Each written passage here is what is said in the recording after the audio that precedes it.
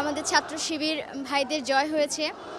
এখন একটাই প্রত্যাশা, ওনাদের ইশতেহারে যা ছিল ওনারা যেন সঠিক সুষ্ঠুভাবে এগুলো পালন করেন।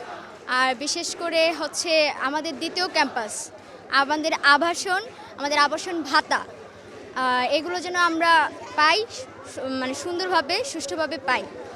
আমাদের যেন আন্দোলন করে নতুন করে কোনো কিছু নিয়ে আসতে না হয়।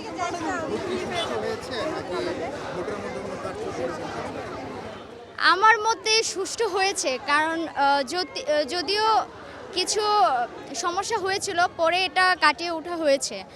এখন তো পরবর্তী কাহিনী তো বলতে পারি না, যতটুকু আমার জানা মতে সুষ্ঠু হয়েছে।